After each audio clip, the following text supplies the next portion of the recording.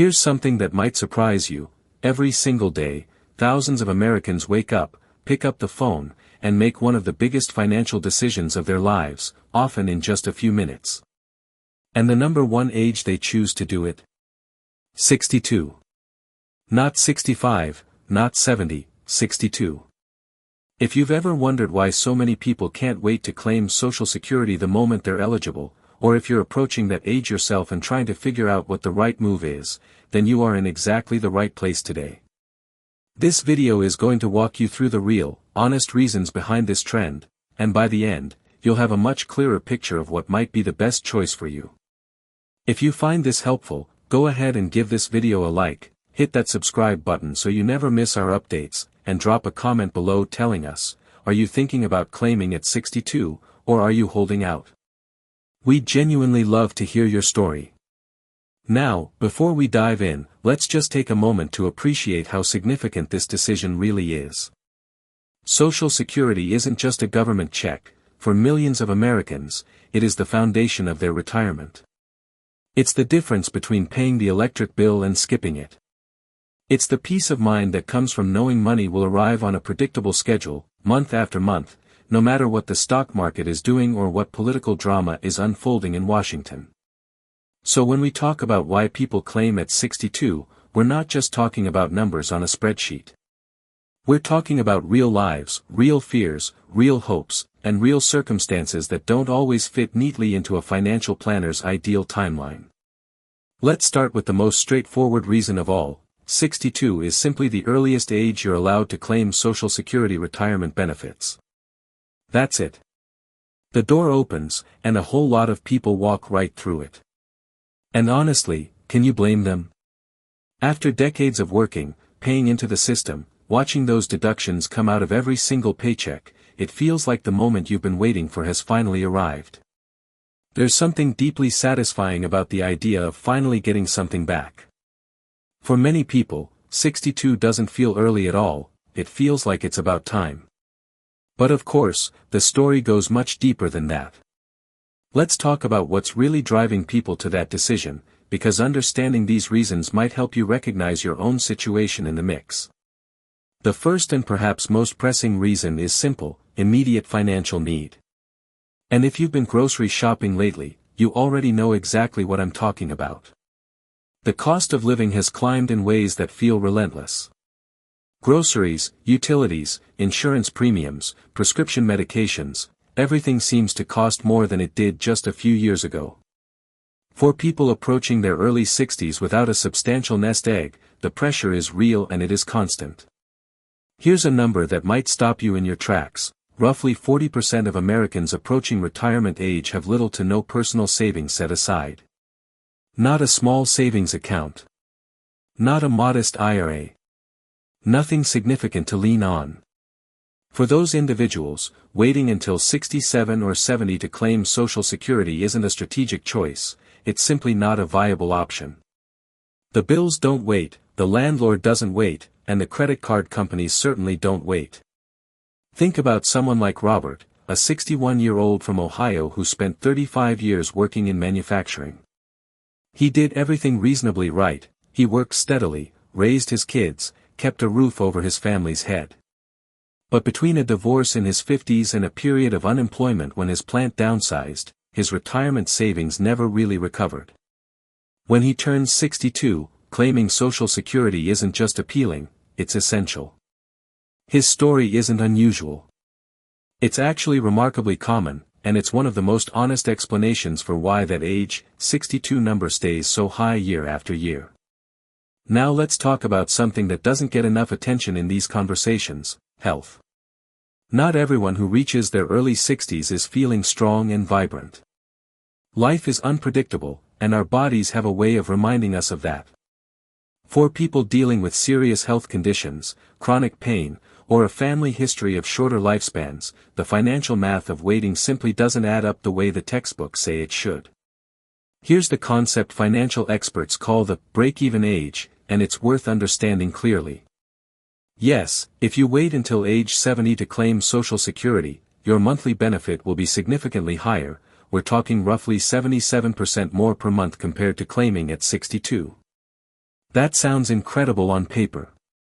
But here's the catch: it takes years of receiving those higher payments to actually make up for all the months you didn't collect anything while you waited. For most people, that break-even point lands somewhere between age 78 and 80. If you have good reason to believe you'll live well into your 80s or beyond, waiting can absolutely be the smarter financial move. But if your health is uncertain, or if the men in your family, for example, have historically passed away in their early 70s, then waiting until 70 to collect a bigger check that you may never fully enjoy starts to feel like a very different kind of gamble. This is a deeply personal calculation, and it deserves to be treated with sensitivity. Choosing less for longer, a smaller monthly benefit starting at 62, can actually result in a larger total lifetime payout for someone who doesn't make it to that break-even age. It's not pessimistic thinking. It's realistic, honest planning based on your own life circumstances. Then there's the matter of work itself. This one might resonate deeply with many of you who have spent careers doing physically demanding jobs. Construction workers, nurses, factory workers, farmers, truck drivers, these are people who have given their bodies to their work for decades. By the time they reach their late 50s or early 60s, many simply cannot continue at the same pace. Their knees, their backs, their shoulders have paid a significant price for years of hard labor. Studies have shown that roughly half of all workers over the age of 50 are employed in physically challenging or high-strain occupations. For them, the question isn't really, should I claim early? It's, how am I going to survive financially if I stop working and don't claim yet? And even for people in less physically demanding careers, unexpected job loss can completely derail the best-laid retirement plans. Corporate downsizing, company closures, industry shifts, these things happen all the time, and they don't check your retirement timeline before they happen. Many people in their early 60s who suddenly find themselves unemployed discover, painfully, that the job market is not particularly welcoming to workers their age. When the unemployment benefits run out and the savings start to dwindle, Social Security at 62 becomes a lifeline rather than an early indulgence. Now here's one that you might find a bit surprising, but it's backed up by real survey data. A significant number of people claim Social Security at 62 because they're genuinely worried the program won't be there if they wait. In a 2025 AARP poll, 49% of early claimants said that concerns about Social Security's long-term financial health played a role in their decision to file early. Nearly half. That's a remarkable number, and it tells you something important about the anxiety that surrounds this program.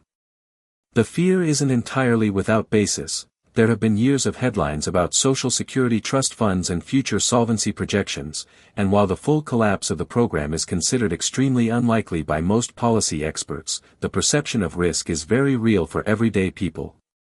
When you've worked your entire life for something and you start hearing that it might not be there, the instinct to grab what you can while you can is completely understandable. It may not always be the optimal financial strategy, but as a human response to uncertainty, it makes perfect sense. There's also a layer of family strategy involved in this decision that often gets overlooked in the popular conversation. Social Security isn't just about the individual, it ripples out to spouses and families in ways that can make early filing a genuinely smart move for the household as a whole. For example, when one spouse files for Social Security, it can unlock spousal benefits for the other partner, who may be older or in greater immediate financial need. In some households, having that income stream begin flowing earlier allows the family to protect their private retirement accounts, the 401(k)s and IRAs, from being drawn down too quickly, especially during periods when the stock market is volatile or declining. Preserving those investments while Social Security covers immediate expenses can actually be a sophisticated financial strategy, not just an impulsive one. Imagine a couple, let's call them Dorothy and Frank. Dorothy is 62 and Frank is 65. Frank has a health condition that makes working difficult, and their investments took a hit in a recent market dip. Dorothy filing at 62 allows Frank to receive spousal benefits while also giving their investment accounts time to recover without further withdrawals. For their family, early filing isn't a mistake, it's a thoughtful, deliberate decision made with their unique circumstances in mind. And that, really, is the heart of everything we've been talking about today. There is no single right answer that applies to every person, every family, every situation. The financial experts who tell you to always wait until 70 are sharing advice that is mathematically sound for people in specific circumstances, people in excellent health, with other income sources to rely on in the meantime, who fully expect to enjoy a long retirement. But for the millions of Americans who don't fit that profile, the decision to claim at 62 isn't a mistake born of impatience. It's a thoughtful, sometimes difficult, deeply personal response to the real conditions of their lives. As we get closer to wrapping up today, I want you to sit with everything we've covered, the financial pressures, the health realities, the employment challenges, the family strategies, and think about how they connect to your own situation. Because in just a moment, we're going to bring all of this together and talk about what you should actually consider before you make this decision for yourself, and what questions you absolutely need to answer before you pick up that phone and call the Social Security Administration.